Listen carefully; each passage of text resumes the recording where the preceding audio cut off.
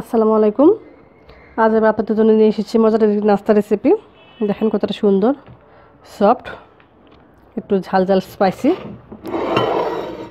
একঘেয়েমি নাস্তা আসলে বাচ্চারা পছন্দ করে না, আপনারা অবশ্যই ট্রাই করবেন, ভালো লাগবে। ঝটপট কিন্তু বাসায় মেহমান আসলে বানিয়ে দেওয়া যায়। একটা সময় তো আগে মানুষ চার সাথে টা দিত, মানে চাটা হচ্ছে চা আর বিস্কিট, কিন্তু এখন সেই চা বিস্কিটের চল নাই। যে কোনো নাস্তা হলে মনে হয় আনকমন হয়, ভালো লাগে। দেখেন, তো চলুন দেখে নেওয়া যায় কীভাবে তৈরি করা যায় শিশুর নাস্তা।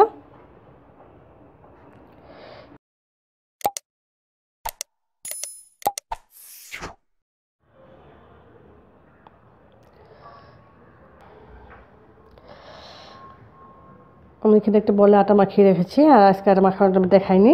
আপনারা চাইলে আমার পুরো ভিডিওগুলো দেখে নিতে পারেন, ইস্ট দিয়ে কীভাবে আটা মাখিয়ে রাখতে হয়, নানুটের ডো কীভাবে তৈরি করতে হয়, সেম পদ্ধতিতে আমি এটা মাখিয়ে রেখেছি।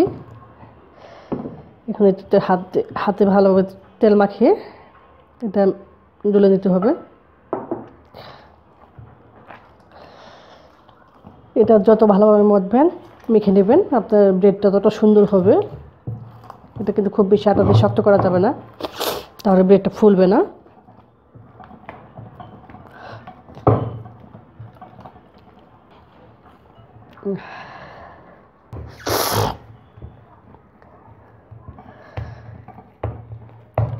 ও আটা থেকে আমি কিছুটা আটা নিয়েছি,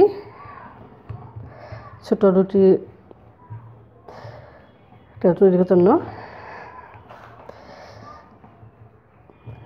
একটু হাত দিয়ে ভালোভাবে মেখে নিতে হবে, মানে যেভাবে আমরা রুটি বেলি সেইভাবে।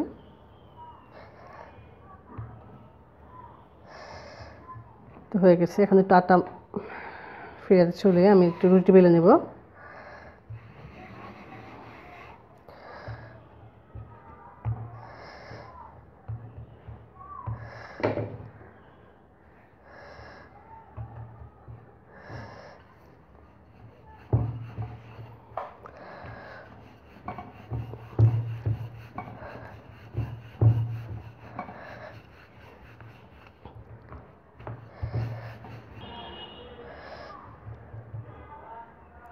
হয়ে গেছে আমার রুটি বেলা।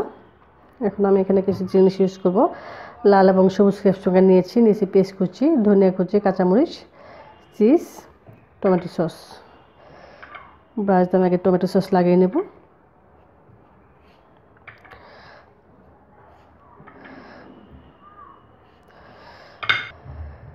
দিয়ে দিচ্ছি পেঁয়াজ কুচি।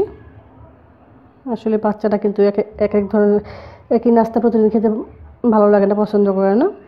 একদিন এক এক রকমের নাস্তা হলে মনে হয় বেশি মজা পায়। ক্যাপসিকাম কুচি, লাল এবং হলুদ। আপনারা চাইলে ইচ্ছে করলে অন্য অন্য সবজি দিতে পারেন।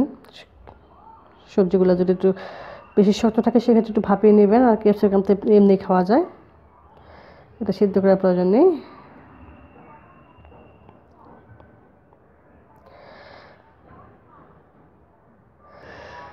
কাঁচামরিচ কুচি দিয়ে দিচ্ছি।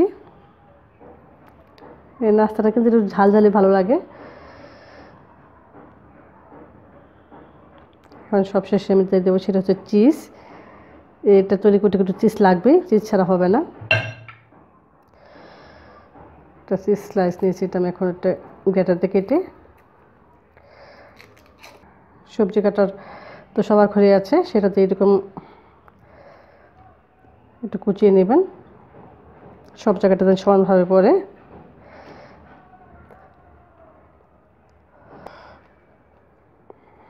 তো হয়ে গেছে, আমি এখন এটা চিজ দেওয়ার পর আমি সামান্য ধনিয়া কুচি দিয়ে দিচ্ছি, এতে টেস্টটা ভালো আসে। আপনাদের যদি পছন্দ না হয় ডাল দিবেন, তো আমার কাছে ভালো লাগে ধনিয়া পাতার সেন্ট। এখানে আমি একটু হাত দিয়ে ফোল্ড করে নিচ্ছি, মানে রোলের মতো পেঁচিয়ে নিতে হবে। দেখি কতটুকু করতে পারি।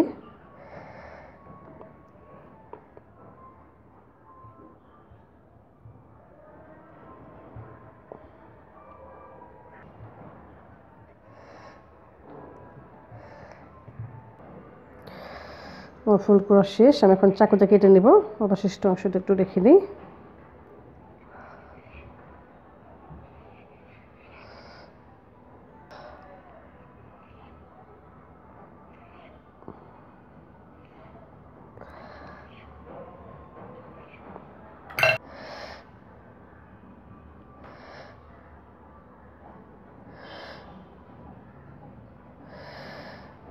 এখন যে ফ্রাই প্যানটা বসাবো আমি, সেই ফ্রাই প্যানটা আমি একটু তেল ব্রাশ করে নিয়েছি, ব্রাশ দিয়ে সেটাতে বসিয়ে দেব। আর এটা আমি ওভেনে করবো না, সরাসরি চুলায়।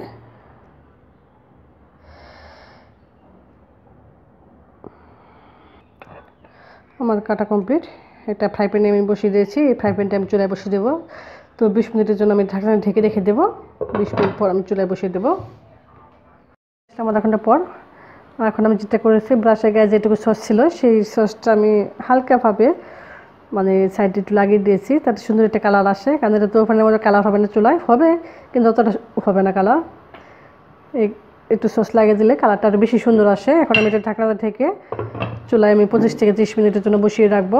তো সরাসরি চুলায় বসালে কিন্তু দিতে পুড়ে যাবে। আপনারা যেটা করবেন, রুটি ভাজা তাওয়া তো সবার ঘরে আছে, সেটার উপর বসিয়ে দেবেন। চুলার উপর বসিয়ে দিলাম, চুলাটা অন করে আমি 20 থেকে 25 মিনিট রাখবো। তো 25 মিনিট পর ফিরে আসবো। হয়ে গেছে ঝটপট বিকেলের নাস্তা রেসিপি। অতটা একটি নাস্তা, একটু ঝাল ঝাল স্পাইসি। আপনারা বাসায় ট্রাই করবেন। বাচ্চাদের তো পছন্দ, বড়দেরও পছন্দ। তো ভালো লাগলে আমার চ্যানেলকে সাপোর্ট দেবেন, লাইক শেয়ার কমেন্ট শেয়ার অবশ্যই করবেন।